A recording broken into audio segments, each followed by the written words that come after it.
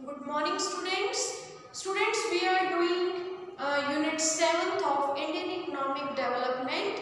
So, moving towards our next topic, that is rural development, one of the greatest challenges in the Indian economy. In this unit, students, we have done with the chapter poverty and human capital formation. Now, next problem is rural development. आपको पता है students कि maximum people जो India के हैं, जो most of the development aspects हम लोग बोल सकते हैं, वो कहाँ पर एग्जिस्ट करते हैं? रूरल एरियाज में एग्जिस्ट करते हैं। और जो हमारा बीपीएल बोलते हैं हम, बिलो पॉवर्टी लाइन, यानी कि जिसको हमने एब्सोल्यूट मेजर और रिलेटिव मेजर के थ्रू मेजर किया था कि हम किसको बिलो पॉवर्टी लाइन पीपल बोलते हैं, but who are those people who are recommended to be poor। तो इसके बारे में हम डिटेल स्टडी कर चुके हैं। अब भी जो उनका लेवल है 22% है टोटल पॉपुलेशन का, और वो लोग कहाँ पर एग्जिस्ट करते हैं? रूरल एरियाज में करते हैं। रूरल डेवलपमेंट की स्टूडेंट्स जब भी हम बात करते हैं, हमारे माइंड में एक कंसेप्ट क्लिक करता है कि हम सिर्फ एग्रीकल्चर सेक्टर से रिलेटेड ही बात कर रहे हैं। नो, हम सिर्फ एग्रीकल्चर सेक्टर से रिलेटेड बात नहीं कर रहे हैं। दैट मीन्स हम ओवरऑल एस्पेक्ट्स को स्टडी कर रहे हैं कि हमें सिर्फ एक सेक्टर को ही, एग्रीकल्चर सेक्टर को ही डेवलप नहीं करना। रूरल डेवलपमेंट में हमें सारे एस्पेक्ट्स को लेके चलना है, चाहे वो सोशो इकोनॉमिक रिलेटेड हो, चाहे वो इकोनॉमिकल हो, चाहे वो कोऑपरेटिव सोसाइटी से रिलेटेड हो। दैट मीन्स जो रूरल डेवलपमेंट का एस्पेक्ट है उसमें हम सारे के सारे एस्पेक्ट्स को कवर करते हैं, राइट? जिससे कि education sector, health sector, infrastructure, secondary sector, tertiary sector, infrastructure की बात करते हैं, इंफॉर्मेशन की बात करते हैं, हम टेक्नोलॉजी की बात करते हैं। तो वो क्या है, रूरल डेवलपमेंट में हम सारे के सारे एस्पेक्ट्स को कवर करेंगे, राइट? तो सबसे पहले हम एक इंट्रोडक्टरी व्यू ले लेते हैं कि इसमें एग्जैक्टली होता क्या है, कि जो शेयर इकोनॉमी का जो शेयर है रूरल डेवलपमेंट का, वो है 2.7% ओनली था in the last 50 years, right? But till जो अभी हम बात करते हैं कि 1991 जो इकोनॉमिक रिफॉर्म्स हुई थी, उसके बाद जो इसका परसेंटेज शेयर है रूरल डेवलपमेंट का जीडीपी में, वो कितना आ गया है? 3.2%। यानी कि रेज तो हुआ है लेकिन उतना रेज नहीं हुआ। अगर हम बोल सकते हैं कि डेट्रॉइट हुआ है कि रूरल से जो डेवलपमेंट एस्पेक्ट्स हमें मिलने चाहिए थे, क्योंकि जो रियल इंडिया है वो कहाँ एग्जिस्ट करता है? रूरल एरियाज में ही एग्जिस्ट करता है। तो उसके अकॉर्डिंगली अगर हम परसेंटेज को एनालाइज करते हैं तो वो इतना ज़्यादा रेज नहीं हुआ है, इंक्रीज नहीं हुआ है। तो जो जीडीपी का जो एग्रीकल्चर सेक्टर से, सिर्फ अगर हम एग्रीकल्चर सेक्टर की बात करते हैं जीडीपी में, तो वो डाउन हुआ है। डाउन क्यों हुआ है? क्योंकि after independence most of the, rather हम बोल सकते हैं कि 80% of the people were involve in the agriculture sector that were exist in the rural areas. लेकिन with the reforms, with the passage of time, secondary sector और tertiary sector ज़्यादा develop हो गया है, और जो शेयर एग्रीकल्चर सेक्टर से हम लोगों को मिल रहा था वो कम हो गया है, ठीक है? तो हम बोल सकते हैं कि जो 3% ही है सिर्फ। अब उसके बाद ये हमने एक बेसिक स्ट्रक्चर को स्टडी कर लिया कि एक्चुअल में आफ्टर इंडिपेंडेंस और अब तक का 1991 का रिफॉर्म्स का क्या क्राइटेरिया है। उसके बाद हम देखते हैं कि एक्चुअल में जो हम रूरल डेवलपमेंट चाहते हैं उसका मीनिंग क्या है। Rural development refers to continuous and comprehensive socio economic process. ये क्या है? एक सोशो इकोनॉमिक प्रोसेस है जो हम इसको एज अ चैलेंजेस ले रहे हैं कि हमें इसको रूरल सेक्टर को डेवलप करना है। तो एक कॉन्टिन्यूअस और कॉम्प्रेसिव, यानी कि एक कंप्लीट ओवरऑल पैकेज को लेके चल रहे हैं, जिसमें कि सोशल एस्पेक्ट्स, इकोनॉमिक एस्पेक्ट्स को इम्प्रूव करने की बात की जा रही है। सिर्फ हम ये बात नहीं करेंगे कि सिर्फ ग्रोथ की बात नहीं नहीं करेंगे, सिर्फ जीडीपी की बात नहीं करेंगे, रादर हम सारे एचडीआई के इंडेक्सेस को कवर करेंगे, चाहे वो सोसाइटी से रिलेटेड हो, चाहे वो इकोनॉमिक एस्पेक्ट्स हो। तो हम चाहते हैं कि रूरल डेवलपमेंट में ये सारे एस्पेक्ट्स हमारे कवर होने चाहिए, ठीक है।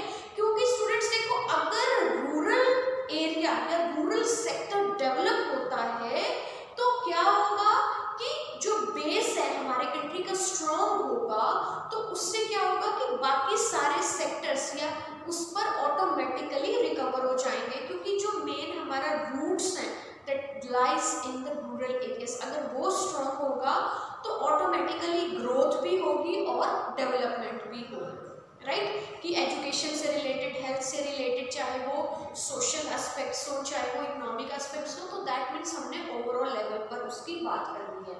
अब जो हमारे चैप्टर में यहाँ पर डिस्कस करने वाले पॉइंट्स कौन से हैं, अब रूरल एरियाज में जो भी लोग लगे हुए हैं, जो भी उनकी रिक्वायरमेंट्स हैं जिसकी हम बात करते हैं, तो वो क्रेडिट से रिलेटेड, सबसे पहले हम जो इस चैप्टर में बात करेंगे वो हम बात करेंगे क्रेडिट से रिलेटेड कि जो उनकी लोन रिक्वायरमेंट्स हैं, क्योंकि due to lack of funds जो हैं वो एरियाज इतने डेवलप नहीं कर सकते हैं, क्योंकि आपको पता है कि जब तक इकोनॉमी में इन्वेस्टमेंट नहीं होगी तो इनकम मैनी मोर टाइम्स, जो हमने मल्टीप्लायर इफेक्ट के फॉर्म में किया था मैक्रो इकोनॉमिक्स में भी, तो वो रेज नहीं हो सकता, ठीक है। तो इसीलिए क्रेडिट रिक्वायरमेंट को फुलफिल करना उनका मेन स्टेप होगा। नेक्स्ट है मार्केटिंग फैसिलिटीज। आपको पता है कि जो प्राइमरी सेक्टर है वो मेनली कहाँ पर इन्वॉल्व होता है, रूरल एरियाज में इन्वॉल्व होता है, और वहाँ पर कौन सी उनको फैसिलिटीज मिलनी चाहिए मार्केटिंग से रिलेटेड या फिर क्रेडिट से रिलेटेड, क्योंकि सोइंग और हार्वेस्टिंग में जो टाइम होता है वो बहुत ज़्यादा लंबा टाइम पीरियड होता है, और उस दौरान जो फार्मर की रिक्वायरमेंट्स हैं उनके लिए भी फंड्स चाहिए होते हैं, तो वो सारा क्रेडिट प्रोवाइड करवाएगा, प्लस जो मार्केटिंग फैसिलिटीज इंफॉर्मेशन जो उनको मिलेगी वो ये सब हम डिस्कस करने वाले हैं, राइट। उसके बाद हम स्टडी करेंगे डाइवर्सिफिकेशन ऑफ एग्रीकल्चर एक्टिविटीज़, की सिर्फ एग्रीकल्चर एक्टिविटीज़ पे ध्यान ना देकर उससे जो डाइवर्स एक्टिविटीज़ हैं उससे और रिलेटेड एक्टिविटीज़ हैं, जैसे माइनिंग हो गया, फिशिंग हो गया, ऑर्गेनिक फार्मिंग हो गया, तो इन सारे एस्पेक्ट्स को भी हम स्टडी करेंगे। नेक्स्ट है ऑर्गेनिक फार्मिंग, इस टाइम पर सबसे ज़्यादा पीक पर है जिसकी हम बात करते हैं, क्योंकि अकॉर्डिंग टू द टेक्नोलॉजी जो पर हेक्टेयर प्रोडक्टिविटी को रेज करना प्लस जो न्यूट्रिशन जो है उसको मेंटेन करना, एक बैलेंस मेंटेन करना, that is really very important. जो आज के टाइम की डिमांड है तो उनको भी हम करने के लिए, रेज करने के लिए क्या क्या स्टेप्स ले सकते हैं, एक सस्टेनेबल डेवलपमेंट की, एनवायरनमेंट फ्रेंडली भी हो वो लोग, और हम प्रेजेंट की नीड्स को भी फुलफिल करें जो भी हमारे पास रिसोर्सेज अवेलेबल हैं, प्लस हम फ्यूचर जनरेशन की नीड्स को भी रिक्वायर करें। तो इसके लिए हमें क्या करना पड़ेगा, इन सब एस्पेक्ट्स की तरफ ध्यान देना पड़ेगा, चाहे वो फाइनेंस से रिलेटेड हो, चाहे वो अदर एस्पेक्ट्स हो, चाहे वो सोसाइटी से रिलेटेड कोई भी एस्पेक्ट्स हैं। तो आज की क्लास में हम जो कवर करेंगे वो ये फर्स्ट पॉइंट को हम कवर करने वाले हैं, that is credit and marketing facilities, right. इस एस्पेक्ट को हम कवर करें। तो चलिए हम चलते हैं प्रोसेस ऑफ रूरल डेवलपमेंट, क्या प्रोसेस हम लोगों को अडॉप्ट करना चाहिए for the development of the rural areas. First, सबसे पहले हमारे पास आता है डेवलपमेंट ऑफ ह्यूमन रिसोर्स। अब यहाँ पर स्टूडेंट्स ह्यूमन रिसोर्स, आप सबको पता है कि human resource, humans as a resource, हम किसकी रिक्वायरमेंट हम ले रहे हैं, जैसे आप कह लो कि एजुकेशन से रिलेटेड, हेल्थ से रिलेटेड जितने भी एस्पेक्ट्स हैं हम उन सबको ले रहे हैं जो ह्यूमन एज अ कैपिटल काम करेगा, राइट। तो चाहे वो इलिटरेसी को कम करना हो, चाहे वो HDI इंडेक्स को इम्प्रूव करना हो, लाइफ एक्सपेक्टेंसी को रेज करना हो, इन्फेंट मोर्टेलिटी रेट को कम करना हो, राइट, और या फिर आप बोल सकते हैं ग्रॉस एनरोलमेंट रेशियो को रेज करना हो, तो वो जितने भी एस्पेक्ट्स हैं हमारे वो सारे कवर हो जाएंगे ह्यूमन रिसोर्सेज में, तो यहाँ पर हमें डेवलप करने की जरूरत है। नेक्स्ट आता है इंफ्रास्ट्रक्चर से रिलेटेड। अब इंफ्रास्ट्रक्चर तो सबको पता है कि रूरल एरियाज में हम किस तरह से डेवलपमेंट कर सकते हैं कि वहाँ पे रोड्स एस्टेब्लिश एस्टेब्लिश करके, हाईवेज बना के, उनको water and power supply provide करवा के, तो ऑटोमेटिकली जब ये सारी गवर्नमेंट की तरफ से बेसिक फैसिलिटीज रूरल एरियाज को मिलेंगी तो वो ऑटोमेटिकली डेवलप कर जाएगा। ठीक है, इसमें हमारा सारा टेक्नोलॉजी का सेक्टर, जो इंफॉर्मेशन सेक्टर है, आईटी सेक्टर है, वो सारा इसमें हमारा इंक्लूड हो जाता है। नेक्स्ट हम बात करते हैं लैंड रिफॉर्म्स की। लैंड रिफॉर्म्स होनी चाहिए। बेसिक जो प्रॉब्लम आती है स्मॉल एंड मार्जिनल फार्मर्स को, वो उनकी जो लैंड है वो स्कैटर्ड और फ्रेगमेंटेड पीसेस में है, जिनको कि कंबाइन करने की ज़रूरत है। जो भी गवर्नमेंट की तरफ से इतनी सारी रिफॉर्म्स की गई है, एक्चुअल में उनको अप्लाई करने की ज़रूरत है और उनसे फार्मर को किस तरह से बेनिफिट मिल सकता है, that will be discussed in the land reforms, right. Next है, वेरियस गवर्नमेंट ने पॉवर्टी एलिवेशन प्रोग्राम चलाए हुए हैं, जैसे कि हमने यहाँ पर बात की थी कि 22% of the population is line below the poverty line. तो यहाँ पर जो पॉवर्टी एलिवेशन प्रोग्राम्स गवर्नमेंट ने चलाए हुए हैं, उसको प्रॉपरली अप्लाई करने की ज़रूरत है, क्योंकि गवर्नमेंट ने तो सारी फैसिलिटीज दी हुई हैं। जब तक उन चीज़ों का प्रैक्टिकल इम्प्लाई नहीं होता, तब तक हमें किसी भी तरह का कोई भी आउटपुट देखने को नहीं मिलता है। तो that is really very important कि एलिवेशन प्रोग्राम्स जो मैक्सिमम चलने चाहिए और मैक्सिमम अप्लाई भी होने चाहिए। नेक्स्ट आता है development of productive resources. Productive resources की साइड पे हमें ध्यान देने की ज़रूरत है कि रिसोर्सेज जो भी हमारे पास अवेलेबल हैं वो प्रोडक्टिव हो। प्रोडक्टिव किस तरह से होंगे, जब तक प्रॉपर इंफॉर्मेशन नहीं मिलेगी, टेक्नोलॉजी नहीं आएगी, उसका एप्लीकेबिलिटी नहीं होगा, तो इन सब चीज़ों को जब हम ध्यान में रखेंगे तभी रूरल सेक्टर की डेवलपमेंट हो सकती है। तो ये हमारा प्रोसेस है, इन सब चीज़ों पर हमें काम करने की ज़रूरत है।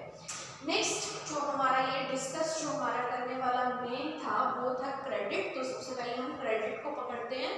अब क्रेडिट रिक्वायरमेंट्स क्या होती है स्टूडेंट, जो भी लोग जो हैं, पीपल जो हैं, वो रूरल एरियाज में रहते हैं। ठीक है, अब हर एक की जो रिक्वायरमेंट्स हैं वो डिफरेंट है। अब सोइंग और हार्वेस्टिंग में तो बहुत टाइम है।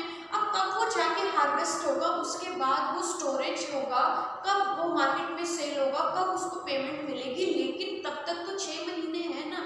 वहाँ पर जो लोगों की, फार्मर्स की रिक्वायरमेंट है कि उनको और इन्वेस्ट करना है, मैरिजेस करनी है, क्रिमिनेशन करने हैं, तो ये सारी चीज़ों के लिए भी तो पैसा चाहिए होता है ना, फाइनेंस की रिक्वायरमेंट है। तो यहाँ पर जो रूरल एरिया, जो रूरल क्रेडिट है, जो इन्वेस्टमेंट की हमने बात की थी, that is really very important. अब कौन कौन से सोर्सेज हैं रूरल क्रेडिट, यानी कि क्रेडिट फैसिलिटीज को हम किस तरह से प्रोवाइड करवा सकते हैं। सोर्सेज हमारे पास 2 हैं। कौन कौन से सोर्सेज हैं, non institutional sources and institutional sources. Non institutional sources जैसे कि हम पुराने सुनते भी आ रहे हैं, 10th में भी हमने पढ़ा हुआ है, 9th में भी पढ़ा हुआ है, इन जनरल भी हम लोगों को पता है कि नॉन इंस्टीट्यूशनल सोर्सेज जो इंस्टीट्यूट हैं उनके अलावा जो भी क्रेडिट सोर्सेज है, that is what called non institutional sources. अब वो कौन कौन से हैं, मनी लेंडर्स जो पैसा उधार देते हैं, मनी लेंडर्स के थ्रू बोरो कर सकते हैं, रिलेटिव से ले सकते हैं, लेकिन जो मनी लेंडर्स का जो रेट ऑफ इंटरेस्ट है, अगर आप उनसे लोन लेते हो, that is really very high as compare to the institutional sources. Relative से ले लेते हैं, यहाँ पर भी आपको क्या है कि रेट ऑफ इंटरेस्ट बहुत ज़्यादा मिलेगा। कन्विंस आप कर पाएंगे या नहीं कर पाएंगे, that depends upon you. Next है ट्रेडर्स एंड कमीशन एजेंट्स, जो आड़ती जिनको हम बोलते हैं, जो ट्रेडर्स होते हैं, एज अ मीडियोकर काम करते हैं, तो उनसे भी क्रेडिट की फैसिलिटीज अवेल हो सकती हैं। लेकिन प्रॉब्लम इज सेम कि आपको कुछ ना कुछ मॉर्टगेज रखना पड़ेगा, आपको कोई ना कोई कोलेट्रल रखना पड़ेगा, या जो एज सिक्योरिटी रखनी पड़ेगी, और ऊपर से जो रेट ऑफ इंटरेस्ट है वो भी बहुत ज़्यादा हाई होगा। नेक्स्ट है रिच लैंडलॉर्ड्स जो होते हैं, ठीक है, उनसे भी लोन रिक्वायरमेंट को फुलफिल किया जा सकता है, लेकिन जो प्रॉब्लम्स हैं वही सेम है कि मॉर्टगेज रखना पड़ेगा, सिक्योरिटी रखनी पड़ेगी, कोलेट्रल रखना पड़ेगा, और जो रेट ऑफ इंटरेस्ट है इन सब का बहुत ज़्यादा हाई होगा। नेक्स्ट हम चलते हैं इंस्टीट्यूशनल रिसोर्सेज। अब इंस्टीट्यूशनल सोर्सेज यानी कि जो इंस्टीट्यूट्स बने हुए हैं लोन देने के लिए, जैसे हमें पता है कि कुछ कोऑपरेटिव क्रेडिट सोसाइटीज बनी हुई हैं जो आपस में मेंबर्स मिलके cooperative credit societies open up करते हैं ताकि सबकी रिक्वायरमेंट्स को फुलफिल किया जा सके। लैंड डेवलपमेंट बैंक्स ओपन है जो कि फार्मर्स को डायरेक्टली हेल्प करते हैं। Commercial banks are there to provide credit facilities to the farmer and to the marginal farmers also at a reasonable rate of interest. Next is regional rural banks are also available for the banks to provide small credit at low rate of interest, and now government is also there to help those people, those who cannot avail the credit facilities from the non-institutional sources. That government is also there for the credit facilities. And next one is NABARD. NABARD is National Agriculture Bank for Rural and Development. ये आप सबको पता है। NABARD जो है apex bank है for the rural development का। और जिस तरह से कमर्शियल बैंक्स और कोऑपरेटिव बैंक्स नॉर्मली जो हम बैंक्स जाते हैं उनके ऊपर एपेक्स बैंक आरबीआई है, इसी तरह से जो जितने भी रूरल डेवलपमेंट बैंक्स हैं, जितने भी ये कोऑपरेटिव सोसाइटीज खुली हुई हैं या कोऑपरेटिव बैंक्स हैं, रीजनल रूरल बैंक्स हैं, तो इन सबको रूरल डेवलपमेंट के लिए हेल्प कौन करता है? नाबार्ड करता है। It is an apex bank for the rural development. और मोर ओवर हम बात कर सकते हैं कि सेल्फ हेल्प ग्रुप्स भी बने हुए हैं सोसाइटीज में बहुत सारा, जैसे कि तमिलनाडु में तन्वा नाम से जो वुमेन्स ने एक सेल्फ हेल्प ग्रुप बनाया हुआ है। सेल्फ हेल्प ग्रुप के बारे में आप डिटेल में स्टडी कर चुके हैं कि अपनी हेल्प करने के लिए जो एक सोसाइटीज बनी होती हैं, that is what called self help groups, और ये मिलकर काम करते हैं ताकि सबकी जो स्मॉल सेविंग्स हैं उनको कलेक्ट करके बैंक में अपना अकाउंट ओपन अप किया जाए और जिसकी जैसे रिक्वायरमेंट होती है उसको वैसे फैसिलिटीज को अवेल करवाया जा सके। तो इस तरह से ये जो जितने भी इंस्टीट्यूशनल सोर्सेस ओपन अप हैं, इनका मेन रोल होता है कि क्रेडिट को प्रोवाइड करवाना और जो रूरल जो स्मॉल फार्मर्स हैं, मार्जिनल फार्मर्स हैं, उनकी स्मॉल सेविंग्स को कलेक्ट करना और उनको फिर प्रोवाइड करना एज द रिक्वायरमेंट। और इसमें क्या है, short term and long term loans की रिक्वायरमेंट रहती है, जैसे कि सीड्स टूल्स वगैरह खरीदने हैं तो उसके लिए शॉर्ट टर्म लोन्स को ये प्रोवाइड करवाते हैं, जैसे कि ट्रैक्टर, थ्रेशर, हार्वेस्टर वगैरह खरीदने हैं। तो फार्मर्स को प्रॉपरली सपोर्ट करने के लिए ये सारे इंस्टीट्यूशनल सोर्सेज काम करते हैं। ऑब्वियसली जो लोन है वो सबको नहीं मिल पाता है। ये तो एक जैसे कह सकते हैं कि कॉइन्स के टू हेड्स हैं, इसके पॉजिटिव साइड्स भी हैं और नेगेटिव साइड्स भी हैं। काफ़ी लोग ये फैसिलिटीज़ जो हैं अवेल नहीं कर पाते हैं due to lack of their documents. आपको पता है कि जो फॉर्म्स वगैरह हैं, क्रेडिट रिक्वायरमेंट्स होती हैं जो कि इनको फुलफिल करनी पड़ती हैं, तो सारी की सारी फैसिलिटीज़ एक टाइम पर ज़्यादा अवेल नहीं हो सकती हैं। उसके बाद हमारे पास आ जाता है, ये आपका हो गया सारा क्रेडिट का। उसके बाद आता है मार्केटिंग फैसिलिटीज़।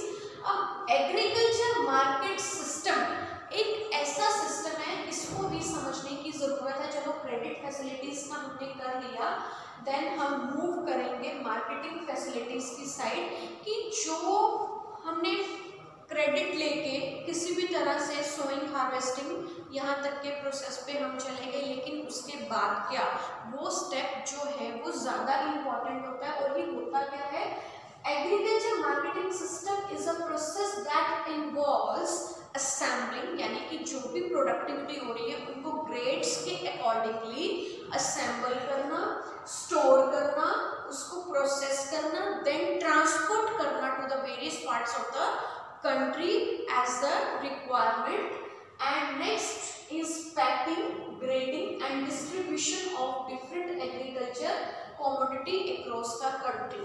कि जब प्रोडक्टिविटी बनके तैयार होती है तो उसको असेंबल करना, स्टोर करना, storage is again really very important. आपको पता है कि जो टोटल प्रोडक्टिविटी का जो 10% है वो तो ऐसे ही बेकार हो जाता है बिल्कुल, due to lack of storage facilities, that is really very important कि वो स्टोर भी प्रॉपर हो, प्लस ट्रांसपोर्टेशन भी प्रॉपर होना चाहिए। और ट्रांसपोर्टेशन कब प्रॉपर होगा, जबकि इंफ्रास्ट्रक्चर एक कंट्री का स्ट्रॉन्ग होगा। तो ये सारी चीज़ों का होना जरूरी है। That is agriculture marketing system is very vital, plays a very vital role in the Indian economy. Next, अब यहाँ पर ये सारी चीजें होती हैं। अब कौन कौन सी प्रॉब्लम्स को हम लोग फेस कर रहे हैं regarding this marketing system. First problem is manipulation by the big traders. जो बिग ट्रेडर्स हैं वो सबसे ज़्यादा मैनिपुलेट करते हैं। आपने पढ़ा होगा जब हमने लैंड सीलिंग प्राइस और फ्लोर प्राइस किया था, तो उसमें मैंने आपको बताया था कि जब सप्लाई का पूरा ग्लट आ जाता है मार्केट में, abundant quantity of supply is there in the market, तब क्या होगा, सप्लाई ज़्यादा हो जाती है और डिमांड उस अकॉर्डिंगली नहीं होती है, तब क्या होगा, प्राइसेस जो हैं वो कम हो जाते हैं। और जो बिग ट्रेडर्स हैं, क्योंकि जो फार्मर्स हैं उनके पास इतनी स्टोरेज फैसिलिटीज नहीं होती हैं, ठीक है, तो वो क्या करते हैं, एक्सप्लॉइट करते हैं। तो manipulation by the big traders, it is one of the main problem. Next is lack of market information. जो फार्मर्स होते हैं, मार्जिनल फार्मर्स होते हैं, कई बार वो रूरल एरियाज में तो गए नहीं होते हैं, उनको जो भी क्लोज साइड मार्केट मिलती है तो वहीं पर वो सेल करने की कोशिश करते हैं, तो that is again a problem. Next is lack of the storage facility. जैसे मैंने आपको बताया कि storage facilities that is really very important, कि अगर स्टोर नहीं होगा, जो 10% है टोटल प्रोडक्टिविटी का, वो इसी तरह से खराब हो जाता है। तो ये भी प्रॉब्लम को फेस कर रहे हैं फार्मर्स। नेक्स्ट इज जो ये प्रॉब्लम्स है, then how we can improve it, हम इसको किस तरह से इम्प्रूव कर सकते हैं। फर्स्ट हमारे पास आता है रेगुलेटेड मार्केट्स। रेगुलेटेड मार्केट्स बनी हुई हैं अब गवर्नमेंट की तरफ से कि इन सब चीज़ों को किस तरह से इम्प्रूव किया जा सकता है, कि सब इकट्ठे होकर अपने प्रोडक्ट्स को, अपने प्रोडक्टिविटी को एक जगह पर असेंबल करके, ग्रेडिंग करके उसको वहाँ पर सेल किया जाता है जहाँ पर प्रॉपर मार्केट्स बनी हुई हैं। गवर्नमेंट की तरफ से भी जो है इंफ्रास्ट्रक्चर फैसिलिटीज प्रोवाइड करवाई गई हैं। Moreover cooperative marketing societies are also there. Cooperative marketing societies बनाई गई हैं कि जो ये प्रॉब्लम्स फेस कर रहे हैं, तो ये प्रॉब्लम्स जो है वो कम से कम फेस हो, तो ये सारे स्टेप्स लिए गए हैं। नेक्स्ट इज गवर्नमेंट ने जो है वेरियस पॉलिसी इंस्ट्रूमेंट बनाया, that is minimum support price, जिसकी हमने बात की थी कि इक्विलिब्रियम से, जहाँ पर डिमांड और सप्लाई कर इंटरसेक्ट करते हैं, अबव द इक्विलिब्रियम जो प्राइसेस को सेट किया गया है, ताकि इससे कम फार्मर सेल नहीं करेंगे, बार्गेनिंग के थ्रू वो इससे अबव प्राइसेस जरूर कर सकते हैं, that is to support the farmers and it is also called support price, right. Next is the maintenance of the buffer stock. Government की तरफ से ये होता है कि बफर स्टॉक को मेंटेन करने के लिए जो गोडाउन्स बनाए गए हैं। Next is PDS system. PDS system की भी हमने बात की थी कि जो गवर्नमेंट है वो खुद ही लमसम क्वांटिटी में, अबंडेंट क्वांटिटी में खुद स्टोर कर लेती है, बफर स्टॉक खरीद लेती है और पीडीएस सिस्टम के through on the spot farmers को पेमेंट कर देती है। एंड देन जो वो सारा स्टॉक फार्मर्स के पास इकट्ठा होता है वो कहाँ पर सेल कर देती है, वो पब्लिक डिस्ट्रीब्यूशन सिस्टम के थ्रू सारा सप्लाई कर दिया जाता है, right? So these are the various measures which we can improve the problems facing by the agriculture marketing system, that is manipulation by the big farmers. इनको यहाँ पे खत्म कर दिया क्योंकि रेगुलेटेड मार्केटिंग बन गई और कोऑपरेटिव मार्केटिंग सोसाइटीज बन गई हैं। मार्केट इंफॉर्मेशन को प्रॉपर कर दिया क्योंकि गवर्नमेंट वहाँ पर चेक करती है, वहाँ पे मार्केटिंग के जो फार्मर मार्केटिंग के मेंबर्स होते हैं वहाँ पर अवेलेबल होते हैं, और जो भी गवर्नमेंट की तरफ से जो प्राइजेस सेट होकर आते हैं उन्हीं प्राइसेस पर वो सेल करते हैं। जैसे मैंने आपको बताया कि above the equilibrium prices set होते हैं क्योंकि डिमांड कम हो जाती है और सप्लाई जो है वो ज़्यादा हो जाती है, राइट। तो इस तरह से हमने स्टूडेंट्स देखा। अब जो भी मार्केटिंग सिस्टम है, मार्केटिंग चैनल्स बने हुए हैं, जैसे कि इनको इम्प्रूव करने के लिए जो और ज़्यादा फार्मर मार्केट सामने आए हैं, that is in Punjab, Haryana and Rajasthan अपनी मंडी के नाम से है, और हादस पार्क मंडी पुणे में है, रेदू बजाज आंध्र प्रदेश एंड उज्वर सैंडल्स इन तमिलनाडु। तो ये इमर्जिंग मार्केटिंग जो है सिस्टम सामने आए हैं। और मल्टीनेशनल कंपनीज और अलायंस इन नेशन ये सामने आए हैं। अब ये लोग क्या करते हैं, जैसे पोटैटो है, अनियंस है, इनका गलत आ रहा है, तो अब गवर्नमेंट क्या करती है, इतने सारा स्टॉक कहाँ रखेंगे, इतनी तो फैसिलिटीज भी नहीं हो पाती, तो वो क्या करते हैं एमएनसीज को सेल कर देते हैं, ठीक है। और जो अलायंस हमारे नेशन का भी अलायंस बना हुआ है, वहाँ पर सबको स्टोर जो ये सारा सरप्लस में प्रोडक्ट अवेल होता है, इन सबको स्टोर कर लिया जाता है। तो इस तरह की फैसिलिटीज भी अवेल हो गई है, right? So this is the market system which we can handle it through, right? So now in next session we will discuss about the various agricultural activities, right? कि किस तरह से और ज़्यादा जो हमने यहाँ किया था डाइवर्सिफिकेशन ऑफ एग्रीकल्चर एक्टिविटीज वो अब हम करेंगे, right?